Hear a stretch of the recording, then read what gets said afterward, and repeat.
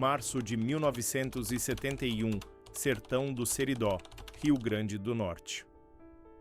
Um cavalo árabe avaliado em 300 mil cruzeiros desapareceu na madrugada de segunda-feira, dia 15, da fazenda Pedra Branca, propriedade da família Medeiros.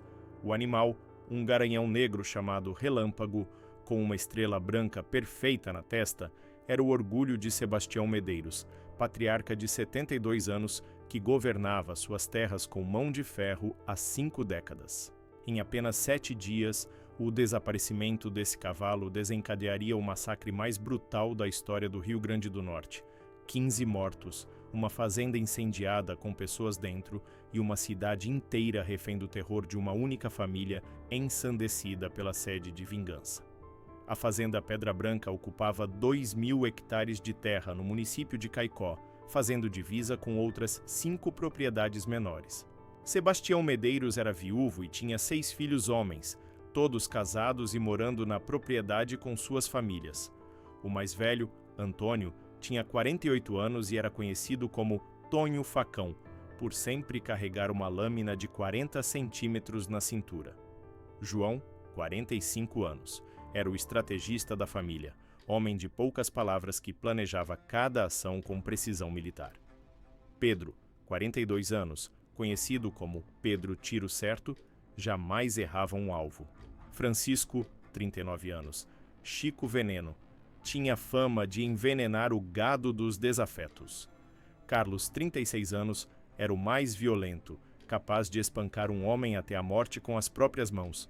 E Miguel, 33 anos, o mais novo, era paradoxalmente o mais cruel, conhecido por torturar animais desde criança e por arrancar confissões de vaqueiros suspeitos usando ferro em brasa. Relâmpago não era apenas um cavalo. Sebastião o havia comprado de um criador argentino, pagando o equivalente a 3 casas na cidade. O animal havia vencido 17 corridas no Jockey Club de São Paulo antes de ser trazido para a reprodução. Suas crias valiam fortunas, e Sebastião tratava o garanhão melhor que tratava os próprios netos. O cavalo dormia num estábulo com um piso de madeira, tinha ração importada e um vaqueiro exclusivo para seus cuidados. Zé Matias, um negro velho que trabalhava para os Medeiros há 30 anos. Na manhã daquela segunda-feira, Zé Matias chegou ao estábulo e encontrou a porta arrombada, as fechaduras destruídas por um pé de cabra. No chão, marcas de luta mostravam que Relâmpago havia resistido. Manchas de sangue indicavam que o animal havia sido ferido para ser dominado. Quando Sebastião viu o estábulo vazio, seu rosto ficou roxo de raiva. Chamou os 6 filhos imediatamente. Quem roubou o Relâmpago vai pagar com sangue. Quero esse cavalo de volta, nem que tenhamos que matar todo mundo nesse sertão maldito. As suspeitas recaíram imediatamente sobre a fazenda Olho de Água, propriedade vizinha pertencente à família Barbosa. Manuel Barbosa, 68 anos, criava cavalos há décadas e havia tentado comprar Relâmpago várias vezes, sempre tendo suas ofertas recusadas por Sebastião com desdém. Você não tem dinheiro para pagar nem o rabo desse cavalo, dissera Sebastião na última tentativa, humilhando publicamente Manuel na feira de Caicó. A fazenda dos Barbosa era modesta, apenas 200 hectares onde viviam Manuel, sua esposa Josefa, seus 3 filhos homens e 2 filhas, além de 5 agregados que trabalhavam na propriedade. Tonho Facão e Pedro Tiro. Certo, foram os primeiros a agir. Sem avisar o pai, partiram na noite de segunda-feira para a fazenda Olho de Água. Encontraram José Barbosa, o filho mais novo de Manuel, voltando de Caicó numa carroça. Cercaram o rapaz na estrada deserta. Onde está o cavalo? Perguntou Tonho, já com o facão na mão. Que cavalo? Não sei de cavalo nenhum, respondeu José, genuinamente confuso. Pedro não esperou mais explicações. 3 tiros de rifle estouraram na noite. José Barbosa, 22 anos, recém-casado, pai de um bebê de 6 meses, morreu com a primeira bala. As outras 2 eram desnecessárias, mas Pedro atirou assim mesmo. Deixaram o corpo na estrada como aviso. Quando Manuel Barbosa encontrou o filho morto na manhã de terça-feira, o desespero tomou conta. mas antes mesmo que pudesse organizar o funeral, Sebastião Medeiros chegou à fazenda Olho de Água com todos os filhos e 12 vaqueiros armados. Manuel Barbosa, você roubou meu cavalo. Meus filhos já começaram a cobrança. Devolva Relâmpago ou todos vocês vão morrer. Manuel, segurando o corpo do filho morto, jurou que não tinha o cavalo. Sebastião, eu não roubei nada seu. Mate todos nós se quiser, mas não posso devolver o que não peguei. Josefa Barbosa saiu de casa gritando: assassinos! Mataram meu menino por nada. Carlos Medeiros a silenciou com um soco que quebrou sua mandíbula. A mulher caiu desacordada. Francisco e Miguel revistaram toda a propriedade dos Barbosa. Não encontraram Relâmpago, mas isso não importava mais. A guerra havia começado. Sebastião deu um ultimato: até o pôr do sol de amanhã. Se o cavalo não aparecer, vocês vão conhecer o inferno. Os Medeiros se retiraram, deixando a família Barbosa velando José e cuidando de Josefa, que cuspia sangue e dentes quebrados. Desesperado, Manuel Barbosa procurou ajuda. Foi até a fazenda Três Irmãos, propriedade de Joaquim Santos, primo de sua esposa. Depois foi à fazenda Boa Vista de Antônio Ferreira, seu compadre. Por fim, passou na fazenda Serra Verde, onde morava Luiz Oliveira, que lhe devia favores antigos. Os Medeiros vão me massacrar. Preciso de ajuda para me defender, implorou. Mas todos conheciam a fama dos Medeiros. Joaquim Santos foi educado, mas firme. Manuel, não quero problemas com Sebastião. Sinto muito. Antônio Ferreira foi mais direto. Compadre, cada um com seus problemas. Não posso me meter nisso. Apenas Luiz Oliveira mostrou alguma solidariedade. Posso emprestar 2 espingardas, mas não posso dar homens. Tenho família também. Na quarta-feira, dia 17, o terror começou. João Medeiros, o estrategista, havia passado a noite planejando. Pai, se os Barbosa não têm o cavalo, alguém tem. Vamos apertar todos os vizinhos até aparecer. Sebastião aprovou com um aceno sombrio.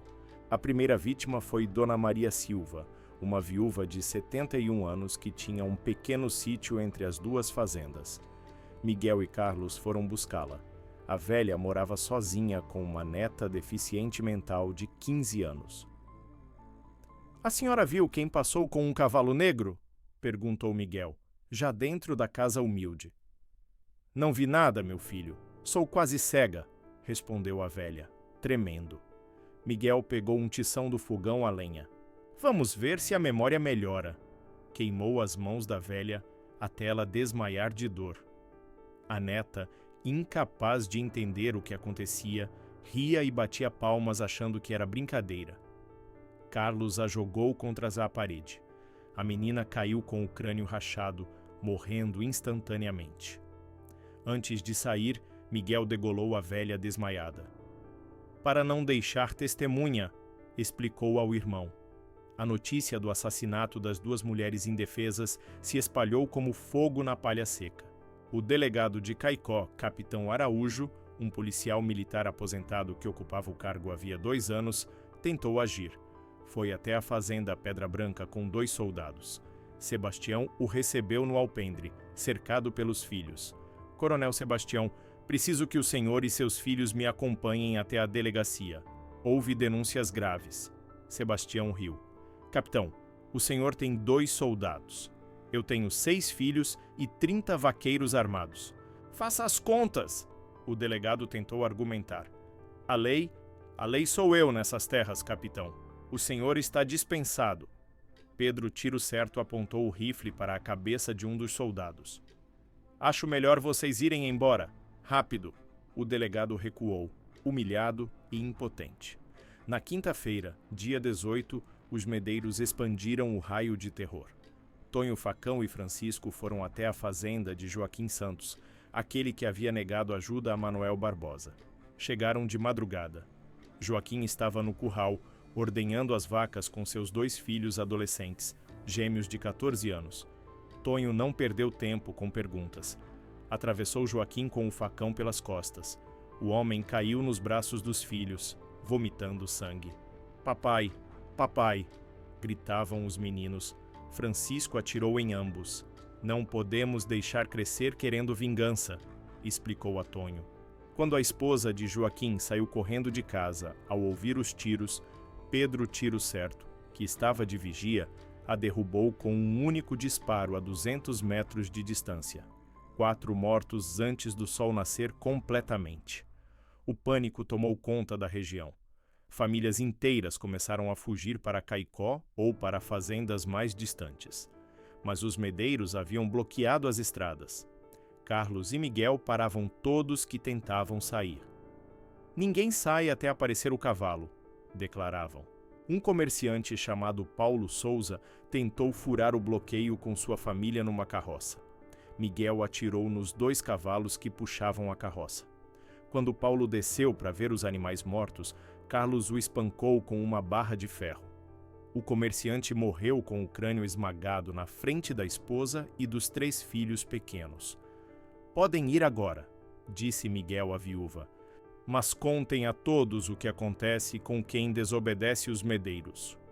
Na sexta-feira, dia 19, Sebastião decidiu que era hora de acabar com os Barbosa de vez.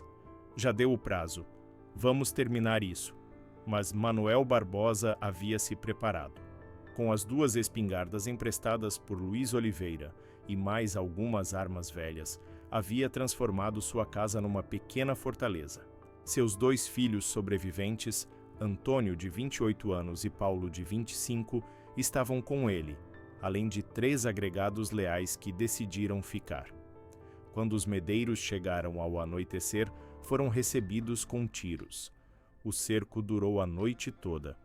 João Medeiros, o estrategista, teve uma ideia diabólica. Vamos usar fogo, queimem tudo. Chico Veneno preparou tochas com querosene. Às 3 da manhã, começaram a atirar flechas incendiárias no telhado de palha da casa. Em minutos, o fogo se espalhou. Os Barbosa tentaram sair, mas foram recebidos a balas. Antônio Barbosa morreu na porta, crivado de tiros. Paulo conseguiu arrastar o pai ferido para o quintal, mas Carlos Medeiros os alcançou. Matou Paulo com as próprias mãos, estrangulando o rapaz enquanto Manuel, baleado e impotente, assistia. Onde está o cavalo? Perguntou Carlos ao velho Manuel, agonizante. Nunca peguei seu cavalo, conseguiu dizer Manuel antes de Miguel lhe cortar a garganta. Josefa Barbosa morreu queimada dentro de casa, junto com os 3 agregados. O incêndio podia ser visto a quilômetros de distância, um farol do terror dos medeiros. No sábado, dia 20, aconteceu algo inesperado. Luiz Oliveira, atormentado pela culpa de ter emprestado as armas que não salvaram os Barbosa, decidiu procurar Sebastião. Levou consigo seu filho mais velho, Ricardo, de 19 anos. Coronel Sebastião, isso precisa parar. O senhor já matou gente demais. Sebastião o encarou com desprezo. Você emprestou armas para os Barbosa. Também é culpado. Antes que Luiz pudesse responder, Pedro Tiro Certo atirou nele. Ricardo tentou fugir, mas Tonho Facão o alcançou. O jovem implorou. Por favor, minha mãe está grávida. Precisa de mim. Tonho o abriu de baixo para cima com o facão. Agora não precisa mais, disse. Foi então que aconteceu o improvável. Um vaqueiro chamado Damião, que trabalhava na fazenda Serra Negra, a 50 quilômetros dali, apareceu na fazenda Pedra Branca. Trazia relâmpago. O cavalo estava mancando, magro, com cortes pelo corpo, mas vivo. Encontrei ele preso numa cerca de arame, lá para os lados do Riacho Seco. Deve ter fugido e se enrolado no arame. Vi a marca e vim devolver. Sebastião examinou o cavalo. Era relâmpago, não havia dúvida. O vaqueiro disse ainda: tá preso lá há dias pelo jeito. Quase morto de sede quando achei ele. O silêncio que se seguiu foi sepulcral. Sebastião olhou para os filhos. Todos entenderam imediatamente. O cavalo havia fugido sozinho. Ninguém o havia roubado. 15 pessoas haviam morrido por nada. Absolutamente nada. Sebastião deu 1000 cruzeiros ao vaqueiro e o mandou embora rapidamente. Não conte a ninguém onde achou o cavalo. Se contar, você morre. Damião saiu apavorado, jurando silêncio. Mas a verdade vaza como água entre os dedos.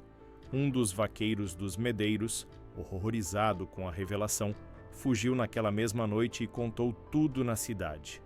A revolta foi imediata. O delegado Capitão Araújo, agora com reforços vindos de Natal, 20 soldados armados, marchou para a fazenda Pedra Branca. Mas quando chegaram, no domingo, dia 21, encontraram algo inesperado. Os 6 filhos de Sebastião estavam mortos, todos envenenados. Sebastião estava sentado na varanda, acariciando o Relâmpago, que estava amarrado ao seu lado. O velho tinha espuma seca na boca, mas ainda estava vivo, agonizando. Ao lado dele, uma garrafa de veneno de rato vazia. Havia escrito com um carvão na parede: o cavalo voltou, mas a honra morreu. As investigações posteriores revelaram que Sebastião havia envenenado o café da manhã dos filhos, esperado todos morrerem, e depois tomado o veneno ele mesmo. Mas calculou mal a dose. Ficou 3 horas agonizando, consciente, vendo Relâmpago, o cavalo maldito que havia causado tudo aquilo. As esposas dos filhos de Sebastião, que haviam sido poupadas do café envenenado, fugiram com os netos assim que descobriram os corpos. Nunca mais voltaram. A fazenda Pedra Branca foi abandonada, saqueada e dividida. Relâmpago foi sacrificado pelo delegado, que disse: "Esse animal está amaldiçoado. Foi enterrado numa cova funda, sem marca, para que ninguém jamais soubesse onde jazia o cavalo que causou o massacre." O inquérito oficial contabilizou 15 mortos diretamente pelas mãos dos Medeiros: José Barbosa, Maria Silva e sua neta, Joaquim Santos, sua esposa e filhos gêmeos, Paulo Souza, Manuel Barbosa e seus 2 filhos, Josefa Barbosa, 3 agregados dos Barbosa, Luiz Oliveira e seu filho Ricardo. Com o suicídio e assassinato de Sebastião e seus 6 filhos, o total chegou a 22 mortos em 7 dias. O maior massacre familiar da história do Rio Grande do Norte.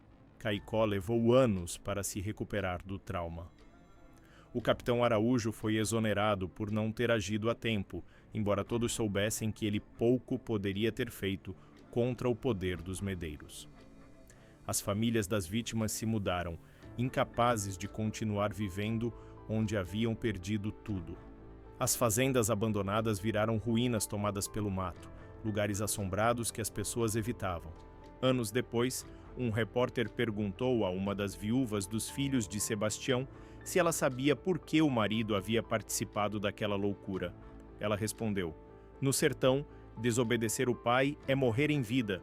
Eles escolheram morrer matando. Era o jeito dos Medeiros. Tudo ou nada, honra ou morte. No fim, não sobrou nenhuma coisa nem outra." Um sobrevivente, filho de um dos agregados mortos no incêndio da casa dos Barbosa, tornou-se padre anos depois. Em seus sermões, sempre repetia: "Vi o demônio em forma de família. 6 homens que perderam a alma por um cavalo que ninguém havia roubado. O orgulho é o pecado que mais mata no sertão. Mata o corpo e mata a alma." O local onde ficava a fazenda Pedra Branca é hoje uma cidade fantasma. Dizem que nas noites de lua nova, quando o vento sopra forte, ainda se ouve o relinchar de Relâmpago e os gritos dos mortos. Verdade ou lenda, ninguém se atreve a passar por lá depois do sol se pôr.